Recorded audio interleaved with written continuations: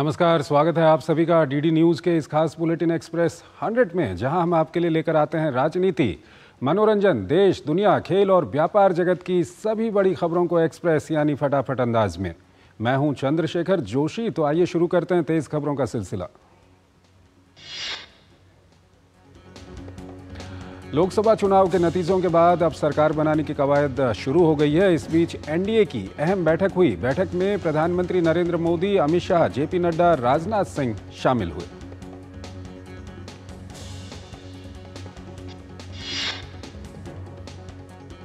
NDA की बैठक में सहयोगी दलों की ओर से चंद्रबाबू नायडू, नीतीश कुमार, राजीव रंजन, संजय झा, एकनाथ शिंदे, जीतन राम मांझी, पवन कल्याण, अनुप्रिया पटेल, प्रफुल्ल पटेल, चिराग पासवान, एचडी कुमारस्वामी, प्रमोद बोरो, अतुल बोरा, सुनील तटकरे, इंद्र हैंग सुब्बा, सुदेश महतो और जयंत चौधरी मौजूद रहे। इस दौरान गठबंधन के सभी नेताओं ने प्रधानमंत्री नरेंद्र मोदी पर एक बार फिर विश्वास जताते हुए उन्हें सर्वसम्मति से एनडीए का नेता चुना। बैठक में प्रस्ताव पारित कर कहा गया कि मोदी जी के नेतृत्व में एनडीए सरकार भारत के गरीब, महिला, युवा, किसान और शोषित, वंचित व पीड़ित नागरिकों की सेवा करने के लिए प्रतिबद्ध है।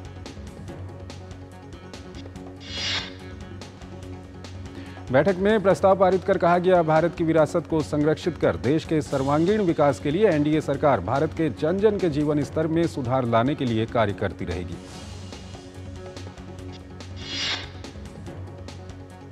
चुनाव के नतीजों के बाद प्रधानमंत्री नरेंद्र मोदी ने अपने मंत्रिपरिषद के साथ राष्ट्रपति द्रौपदी मुर्मू को अपना इस्तीफा सौंप दिया है। इसे राष्ट्रपति ने स्वीकार कर लिया और राष्ट्रपति ने पीएम और उनकी मंत्रिपरिषद से नई सरकार के गठन तक कार्यभार संभाले रहने का निवेदन किया। लोकसभा चुनावों की मतगणना में बीजेपी 240 सीट पर जीती है, वहीं कांग्रेस ने 99 सीट पर जीत दर्ज की है। इस चुनाव में समाजवादी पार्टी के खाते में 37 सीटें आई हैं और 29 सीट के साथ टीएमसी चौथे नंबर पर रही है। राष्ट्रपति द्रौपदी मुर्मू ने 17वीं लोकसभा को तत्काल प्रभाव से भंग करने की कैबिनेट की सलाह स्वीकार कर ली है। राष्ट्रपति ने संविधान के अनुच्छेद 85 के खंड 2 के उपखंड बी द्वारा प्रदत्त शक्तियों का प्रयोग करते हुए 17वीं लोकसभा को भंग करने के आदेश पर हस्ताक्षर किए। लोकसभा चुनाव के बाद विपक्षी इंडी गठबंधन के सदस्य दल रणनीति बनाने में जुटे हैं। इसी कड़ी में इंडी गठबंधन के नेताओं की बैठक हुई। बैठक में कांग्रेस नेता सोनिया गांधी, प्रियंका गांधी वाड्रा और सांसद राहुल गांधी उपस्थित रहे। कांग्रेस अध्यक्ष मल्लिकार्जुन खड़गे के आवास पर आयोजित बैठक में डीएमके अध्यक्ष एमके स्टालिन, एनसीपी एससीपी प्रमुख शरद पवार और सुप्रिया सुले, समाजवादी प्रमुख अखिलेश यादव, आरजेडी नेता तेजस्वी यादव और तृणमूल कांग्रेस महासचिव अभिषेक बनर्जी सहित कई नेता शामिल हुए। प्रधानमंत्री नरेंद्र मोदी ने उपराष्ट्रपति जगदीप धनखड़ से मुलाकात की। लोकसभा चुनाव में लगातार तीसरी जीत के बाद प्रधानमंत्री मोदी की ये पहली मुलाकात है। इस मौके पर उपराष्ट्रपति ने प्रधानमंत्री मोदी को गुलदस्ता दिया, जिसमें 3 कमल के फूल भी थे। प्रधानमंत्री नरेंद्र मोदी ने पर्यावरण दिवस के मौके पर दिल्ली में एक पेड़ लगाया। पीएम ने प्रकृति की रक्षा करने और संधारणीय जीवन शैली अपनाने की हमारी प्रतिबद्धता के अनुरूप अपने इस कदम के बारे में एक्स पर जानकारी दी। प्रधानमंत्री ने तस्वीर साझा करते हुए पोस्ट कर लिखा कि आज विश्व पर्यावरण दिवस पर मुझे एक पेड़ मां के नाम अभियान शुरू कर अत्यंत प्रसन्नता हो रही है। मैं देशवासियों के साथ ही दुनिया भर के लोगों से आग्रह करता हूं कि वो अपनी मां के साथ मिलकर या उनके नाम पर एक पेड़ जरूर लगाएं।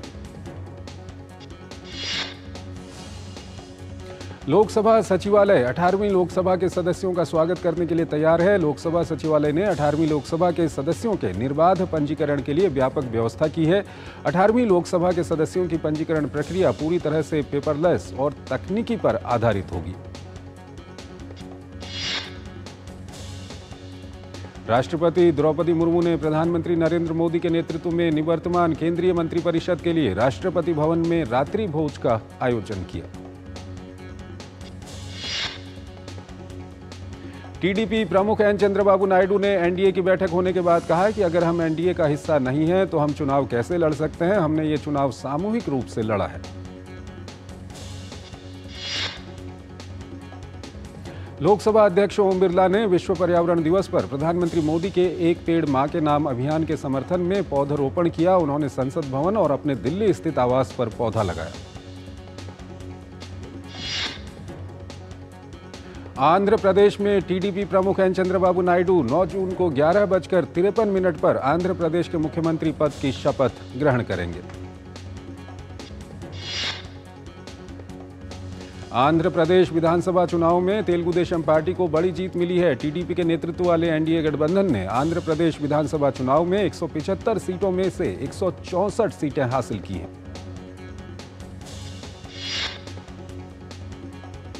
लोकसभा चुनाव नतीजों के बाद महाराष्ट्र भाजपा ने कोर कमेटी की बैठक की। बैठक में प्रदेश भाजपा अध्यक्ष चंद्रशेखर बावनकुले, उप मुख्यमंत्री देवेंद्र फडणवीस और अन्य नेता मौजूद रहे। महाराष्ट्र के उप मुख्यमंत्री और भाजपा के वरिष्ठ नेता देवेंद्र फडणवीस ने राज्य में पार्टी के निराशाजनक प्रदर्शन की जिम्मेदारी लेते हुए इस्तीफे की पेशकश की है। देवेंद्र फडणवीस के इस्तीफे की पेशकश पर महाराष्ट्र भाजपा अध्यक्ष चंद्रशेखर बावनकुले ने कहा कि हम सभी लोग चाहते हैं कि वो सरकार में रहकर ही काम करते रहें। ओडिशा के निवर्तमान मुख्यमंत्री और बीजेडी प्रमुख नवीन पटनायक ने भुवनेश्वर के राजभवन में राज्यपाल रघुवर दास से मिलकर अपना इस्तीफा सौंप दिया है। ओडिशा विधानसभा चुनाव में बीजेडी की हार हुई है। पार्टी को राज्य की कुल 147 सीटों में से सिर्फ 51 सीटों पर जीत हासिल हुई है। राज्य में 78 सीटों के साथ भाजपा सबसे बड़ी पार्टी के रूप में उभरी है। ओडिशा भाजपा प्रदेश अध्यक्ष मनमोहन सामल ने भुवनेश्वर में कहा कि बहुत खुशी की बात है कि जनता ने हमें दायित्व दिया है। मैं प्रधानमंत्री मोदी और शीर्ष नेतृत्व का धन्यवाद करता हूं। मैं जनता का भी आभार व्यक्त करता हूं।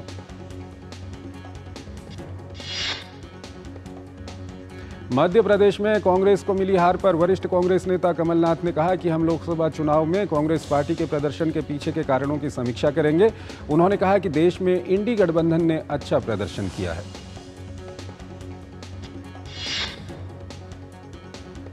यूपी की फैजाबाद अयोध्या सीट से समाजवादी पार्टी के प्रत्याशी की जीत पर भाजपा सांसद साक्षी महाराज निराश हैं। उन्होंने कहा कि अयोध्या की धरती राम भक्तों के खून से लाल हुई है और ये दुर्भाग्य ही है कि जनता ने ऐसी समाजवादी पार्टी को यहां जिताया है।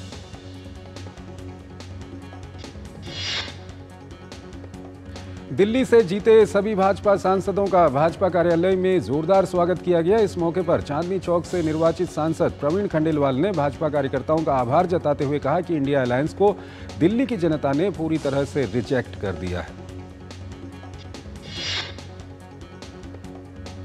नई दिल्ली से निर्वाचित सांसद बांसुरी स्वराज ने 7 लोकसभा सीट पर भाजपा के सांसदों का चयन के लिए दिल्ली वासियों का शुक्रिया अदा किया है। साथ ही साथ उन्होंने नई दिल्ली क्षेत्र में प्रधानमंत्री नरेंद्र मोदी के विकसित भारत के संकल्प को सिद्धि तक ले जाने में पूरी तरह से प्रतिबद्धता जताई। उत्तर पूर्वी दिल्ली से निर्वाचित सांसद मनोज तिवारी ने जेएनयू के पूर्व छात्र संघ अध्यक्ष कन्हैया कुमार को हराने में सफलता पाई। मनोज तिवारी ने दिल्ली के साथ साथ पूर्वांचल की जनता का आभार जताया। रिपब्लिकन पार्टी ऑफ इंडिया के अध्यक्ष रामदास अठावले ने नरेंद्र मोदी के नेतृत्व पर विश्वास जताया और कहा कि एनडीए का कोई साथी इधर उधर नहीं जाएगा। जेडीयू नेता विजय चौधरी ने कहा है कि हम एनडीए में हैं और यहीं पर रहेंगे। उन्होंने कहा हम साथ मिलकर लड़े हैं और आगे भी साथ मिलकर चलेंगे। जेडीयू ने एक बार फिर साफ कर दिया है कि वो एनडीए गठबंधन के साथ ही रहेंगे। पार्टी प्रवक्ता केसी त्यागी ने कहा कि नीतीश कुमार एनडीए को समर्थन देने के लिए प्रतिबद्ध हैं। भाजपा नेता सुरेश गोपी ने केरल में भाजपा की जीत का खाता खोला है। जीत हासिल करने के बाद उन्होंने मतदाताओं, कार्यकर्ताओं और परिवार को धन्यवाद दिया। सुरेश गोपी ने कहा कि सबकी मेहनत से उन्हें जीत हासिल हुई है। हिंदुस्तानी आवाम मोर्चा सेक्युलर के प्रमुख जीतन राम मांझी ने दिल्ली में कहा कि एकदम स्पष्ट है कि नरेंद्र मोदी तीसरी बार देश के प्रधानमंत्री बनेंगे और हम पहले से ही उनका समर्थन कर रहे हैं, आज भी करते हैं। देश की रक्षा में लगे सैनिकों और उनके परिवारों के मानसिक समस्याओं के समाधान के लिए अब टेलीमानस की सुविधा मिलेगी। इसके लिए बुधवार को स्वास्थ्य मंत्रालय और रक्षा मंत्रालय के बीच एक अहम करार हुआ है। जम्मू कश्मीर के राजौरी जिले के नौशेरा में जंगल की आग भड़क गई है। तेज आग की लपटें पूरे जंगल में फैलती गईं और आग ने कई वन क्षेत्र को अपनी चपेट में ले लिया है। QS वर्ल्ड यूनिवर्सिटी रैंकिंग 2025 में भारतीय उच्च शिक्षण संस्थानों ने अपनी रैंकिंग में सुधार किया है। भारत के 61% विश्वविद्यालयों की रैंकिंग में सुधार हुआ है। IIT बॉम्बे और IIT दिल्ली ने दुनिया के शीर्ष 150 विश्वविद्यालयों में जगह बनाई है। स्पेन में भारतीय दूतावास ने स्पेनिश विश्वविद्यालयों में भारतीय छात्रों के फर्जी प्रवेश के मामलों में संज्ञान लिया है और प्रेस विज्ञप्ति जारी कर छात्र और अभिभावकों को बेईमानों से बचने की सलाह दी है। भारतीय विदेश व्यापार संस्थान के वाइस चांसलर के पद पर प्रोफेसर राकेश मोहन जोशी को अतिरिक्त प्रभार दिया गया है। जाने माने अर्थशास्त्री प्रोफेसर जोशी ने वाणिज्य मंत्रालय के आदेश के बाद पदभार ग्रहण कर लिया है।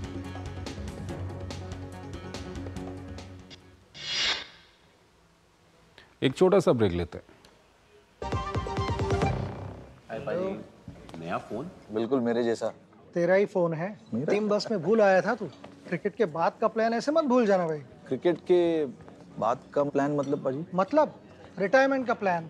इस जनरेशन ने तो उस बारे में सोचा भी नहीं होगा। नहीं भाई पहले मैच से ही सोचा है, इसलिए तो वो कर रखा है। वो मतलब क्या? वही जो सब लोग सही है करते रहते हैं। म्यूचुअल फंड्स में SIP। म्यूचुअल फंड्स में SIP। अगर ऐसे भूल भी जाओ ना तो भी रिटायरमेंट का प्लान बैकग्राउंड में चलते रहना चाहिए ताकि आगे की लाइफ सेट रहे। सही है। म्यूचुअल फंड निवेश बाजार जोखिमों के अधीन है। योजना से जुड़े सभी दस्तावेजों को ध्यान से पढ़ें। Curiosity can take you to some out of the world places. Curious about this place? Scan this QR code before I take it off with my Seat tires. Seat, crafted for the curious. Goldy chole मसाले, जहाँ जाएं रिश्ते बनाएं। जहाँ जाए रिश्ते बनाए, गोल्डी मसाले। घुटना, कंधा या कमर, चाहे जैसा हो दर्द, डॉक्टर ऑर्थो आपको देता है दर्द से पूरी आजादी। ये कोई टेम्पररी पेन किलर नहीं, आयुर्वेदिक औषधि है। बात जब पीढ़ियों के लिए बनने वाले घर की हो तो जिम्मेदारी बड़ी हो जाती है। गैलेंट समझता है ये जिम्मेदारी। अब MM रिब्स के साथ गैलेंट एडवांस TMT रीबार, निर्माण का रियल हीरो।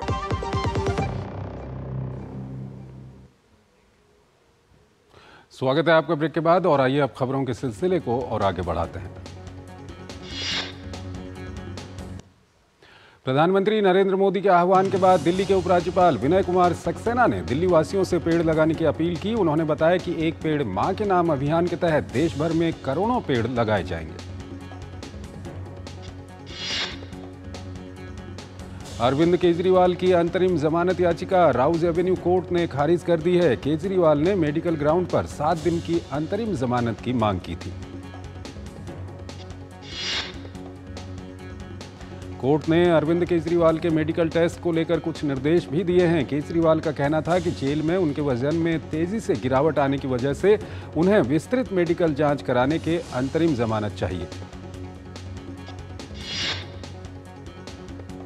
दिल्ली भाजपा अध्यक्ष वीरेंद्र सचदेवा ने अरविंद केजरीवाल की न्यायिक हिरासत बढ़ाए जाने पर कहा कि अरविंद केजरीवाल और आपको इन छोटे सस्ते राजनीतिक हथकंडों से बचना चाहिए।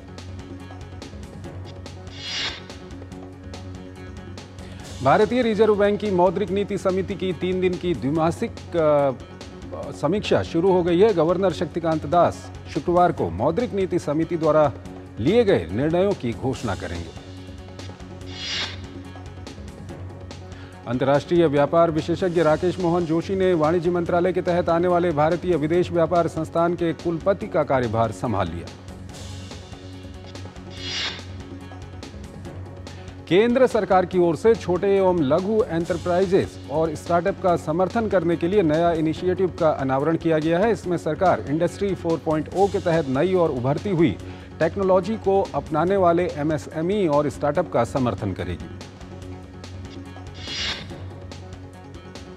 एयर इंडिया एक्सप्रेस के प्रबंध निदेशक आलोक सिंह ने कहा कि एयरलाइन 2024-25 में लागत पक्ष और बदलाव योजनाओं पर ध्यान केंद्रित करेगी।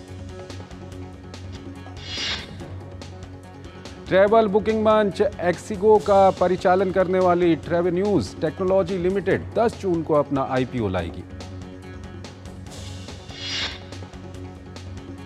मारुति सुजुकी इंडिया ने कहा है कि वो सौर ऊर्जा और बायोगैस से जुड़ी अक्षय ऊर्जा परियोजनाओं को चालू करने के लिए 3 साल में 450 करोड़ रुपए का निवेश करेगी। जमीन जायदाद के विकास से जुड़ी सुरक्षा ग्रुप ने कर्ज में फंसी जेपी इंफ्राटेक का अधिग्रहण कर लिया है। इस कदम से 20,000 से अधिक मकान खरीदारों को राहत मिलने की उम्मीद है। हफ्ते भर से कारोबारी सत्र में उतार चढ़ाव देखने के बाद बीएसई सेंसेक्स ने 2300 अंक से अधिक की छलांग लगाई। सेंसेक्स 2303 अंक बढ़कर 74,382 अंक पर बंद हुआ। वहीं निफ्टी में 735 अंक का लाभ दिखा। शेयर बाजार में मंगलवार को आई गिरावट की आज कुछ हद तक भरपाई हुई। अडानी समूह की 10 सूचीबद्ध कंपनियों में से 9 के शेयर आज बढ़त के साथ बंद हुए। अंतर्राष्ट्रीय बाजार में कच्चे तेल की कीमतों में गिरावट के कारण आज विदेशी मुद्रा बाजार में अमेरिकी मुद्रा के मुकाबले रुपया 14 पैसे की बढ़त के साथ 83.37 प्रति डॉलर पर बंद हुआ। गाजा में हमास के खिलाफ इजरायली सेना का अभियान जारी है। आईडीएफ ने कहा है कि उसके लड़ाकू विमान मध्य गाजा में हमास आतंकियों के ठिकानों पर हमला कर रहे हैं। इजराइल के प्रधानमंत्री बेंयामिन नेतन्याहू ने लेबनान से लगी उत्तरी सीमा का दौरा किया और कहा कि उनकी सेना उत्तरी क्षेत्र में कड़ी कार्रवाई के लिए तैयार है। हिजबुल्लाह ने रामोत नफ्ताली में इजराइल के वायु रक्षा प्रणाली आयरन डोम को एक निर्देशित मिसाइल से निशाना बनाने का दावा किया है। गाजा में इजराइल और हमास के बीच युद्ध विराम की कोशिशें तेज हो गई हैं। कतर ने मंगलवार को कहा कि यह प्रस्ताव अब दोनों पक्षों की स्थिति के काफी करीब है। यूरोपीय देश स्लोवेनिया ने भी फलस्तीन को एक स्वतंत्र देश के रूप में मान्यता दे दी है। लेबनान में बुधवार को अमेरिकी दूतावास पर हमले का मामला सामने आया, जहां एक बंदूकधारी हमलावर ने दूतावास पर अंधाधुंध गोलीबारी की। दूतावास के निकट तैनात सुरक्षा बलों ने भी जवाबी कार्रवाई करते हुए फौरन उसे अपने कब्जे में ले लिया। लेबनान की आर्मी ने बंदूकधारी हमलावर की पहचान एक सीरियाई नागरिक के तौर पर की है। अमेरिका के दक्षिण मध्य और दक्षिण पश्चिमी इलाकों में हीट वेव की लहर देखने को मिल रही है। देश की राष्ट्रीय मौसम सेवा ने प्रभावित इलाके में रह रहे 17 लाख लोगों के लिए गंभीर गर्मी की चेतावनी जारी की है। कैलिफोर्निया स्थित अमेरिकी सीमा पर दर्जनों प्रवासियों का सीमा पार करने का सिलसिला जारी रहा। अमेरिका ने बुधवार से शरण चाहने वालों के लिए मैक्सिको के साथ अपनी सीमा को अस्थायी रूप से बंद करने का फैसला किया है। इस कदम से बाइडेन ने नवंबर में होने वाले राष्ट्रपति चुनाव से पहले अप्रवासन पर अपना सख्त रुख पेश करने की कोशिश की है। ऐसी आशंका जताई जा रही है कि अवैध प्रवासियों की दैनिक गिरफ्तारियां 2500 से अधिक बढ़ सकती हैं।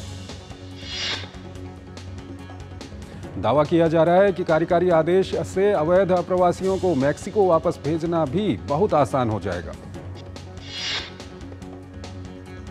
राष्ट्रपति जो बाइडेन ने कहा कि सीमा को सुरक्षित करने के लिए आवश्यक कदम उठाए जाएंगे। ब्रिटेन में राज्य प्रमुख के रूप में दिवंगत महारानी एलिजाबेथ के उत्तराधिकारी बनने के लगभग 2 साल बाद किंग चार्ल्स तृतीय के चित्र वाले नए बैंक नोट बुधवार से प्रचलन में आ गए। इन नोटों पर चार्ल्स तृतीय की छवि भी दिखाई देगी। किंग चार्ल्स ब्रिटेन के नोटों पर प्रदर्शित होने वाले दूसरे सम्राट हैं। T20 क्रिकेट विश्व कप में भारत के खिलाफ महामुकाबले से पहले पाकिस्तान की टीम को बड़ा झटका लगा। ऑलराउंडर इमाद वसीम हुए चोटिल। ऑस्ट्रेलिया टीम कल करेगी अपने अभियान की शुरुआत। टीम का पहले मैच में होगा ओमान से सामना। युगांडा और पीएनजी की टीम मुकाबले के लिए तैयार। दोनों टीमों को अपने पहले मुकाबले में मिली है हार। T20 क्रिकेट विश्व कप में सोमवार को खेले गए मैच में अफगानिस्तान ने युगांडा को 125 रन से हरा दिया। एक और छोटा सा break. Do you feel conscious while smiling? Say goodbye to your worries because an orthodontist can help you feel confident. Be it a child, a teenager, or even a working professional, braces and aligners can help you get that stunning smile. Consult your nearest orthodontist. To learn more, visit the Indian Orthodontic Society's website, bracesspecialists.com. नया phone? बिल्कुल मेरे जैसा। तेरा ही phone है। Team बस में भूल आया था तू। क्रिकेट के बाद का प्लान ऐसे मत भूल जाना भाई। क्रिकेट के बाद का प्लान मतलब पाजी? मतलब रिटायरमेंट का प्लान। इस जनरेशन ने तो उस बारे में सोचा भी नहीं होगा। नहीं भाई पहले मैच से ही सोचा है, इसलिए तो वो कर रखा है। वो मतलब क्या? वही जो सब लोग सही है करते रहते हैं। म्यूचुअल फंड्स में SIP। म्यूचुअल फंड्स में SIP। अगर ऐसे भूल भी जाओ ना तो भी रिटायरमेंट का प्लान बैकग्राउंड में चलते रहना चाहिए ताकि आगे की लाइफ सेट रहे। सही है। म्यूचुअल फंड निवेश बाजार जोखिमों के अधीन है। योजना से जुड़े सभी दस्तावेजों को ध्यान से पढ़ें। गोल्डी छोले मसाले, जहाँ जाए रिश्ते बनाए। जहाँ जाए रिश्ते बनाए, गोल्डी मसाले। बात जब पीढ़ियों के लिए बनने वाले घर की हो तो जिम्मेदारी बड़ी हो जाती है। गैलेंट समझता है ये जिम्मेदारी। अब डबल M रिब्स के साथ गैलेंट एडवांस TMT रीबार, निर्माण का रियल हीरो। स्वागत है आपका ब्रेक के बाद, और आइए अब खबरों के सिलसिले को आगे बढ़ाते हैं। कुवैत के खिलाफ अपने करियर का आखिरी मुकाबला खेलने जा रहे भारतीय फुटबॉल टीम के कप्तान सुनील छेत्री ने कहा, टीम का फोकस तीसरे चरण के लिए क्वालिफाई करने पर है। चेल्सी और टॉटनहम के पूर्व मैनेजर एंटोनियो कांते बने नपोली के नए कोच, 3 साल के लिए हुआ करार। भारत के दिग्गज टेनिस स्टार रोहन बोपन्ना ने पेरिस ओलंपिक के लिए कमर कस ली है। भारत के रोहन बोपन्ना और ऑस्ट्रेलिया के मैथ्यू एबडेन की दूसरी वरीयता प्राप्त जोड़ी आज फ्रेंच ओपन के क्वार्टर फाइनल मुकाबले में कोर्ट पर उतरेगी। फ्रेंच ओपन के पुरुष युगल वर्ग के अंतिम 8 में बोपन्ना एबडेन की जोड़ी का सामना बेल्जियम की जोड़ी से होगा। दुनिया के नंबर 1 टेनिस खिलाड़ी और 24 बार ग्रैंड स्लैम जीत चुके नोवाक जोकोविच ने चोट के कारण फ्रेंच ओपन 2024 से अपना नाम वापस ले लिया है। स्पेन के युवा टेनिस खिलाड़ी कार्लोस अल्कराज ने भी फ्रेंच ओपन के सेमीफाइनल में प्रवेश किया। नॉर्वे के कैस्पर रूड ने भी फ्रेंच ओपन के सेमीफाइनल में जगह बनाई। फ्रेंच ओपन के महिला वर्ग में युवा टेनिस स्टार कोको गॉफ ने क्वार्टर फाइनल में ट्यूनीशिया की ओंस जब्योर को 4-6, 6-2, 6-3 के अंतर से हराकर सेमीफाइनल में प्रवेश किया। पोलैंड की दिग्गज महिला टेनिस खिलाड़ी इगा श्वांतेक ने फ्रेंच ओपन के सेमीफाइनल में बनाई जगह। फॉर्मूला 1 ड्राइवर सर्जियो पेरेज का रेड बुल के साथ हुआ 2026 तक का अनुबंध। फिल्म मनिहार 14 जून को दर्शकों के बीच दस्तक देने के लिए पूरी तरह से तैयार है। फिल्म मिस्टर एंड मिसेज माही ने रिलीज के 5 दिनों के अंदर 20.85 करोड़ रुपए का नेट कलेक्शन कर दिया है। प्रभास स्टारर फिल्म कल की 2898 AD का फैंस लंबे समय से इंतजार कर रहे हैं।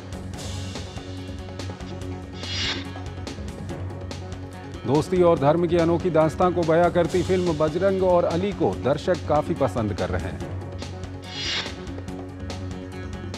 विश्व पर्यावरण दिवस के मौके पर एक्ट्रेस पूजा हेगड़े ने पर्यावरण के प्रति जागरूक रहने के लिए अपनाए गए छोटे छोटे बदलावों के बारे में बताया।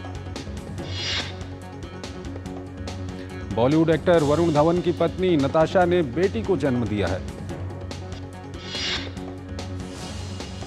अपकमिंग मर्डर मिस्ट्री सीरीज गांठ चैप्टर 1 जमुना पार को लेकर काफी चर्चा है।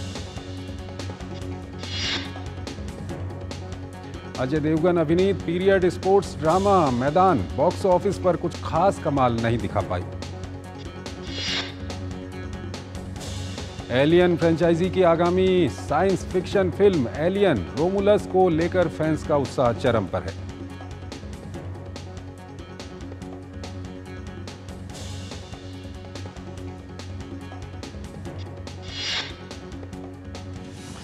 तो हमारे इस बुलेटिन में फिलहाल इतना ही। आप हमारी पूरी टीम को इजाजत दीजिए। नमस्कार।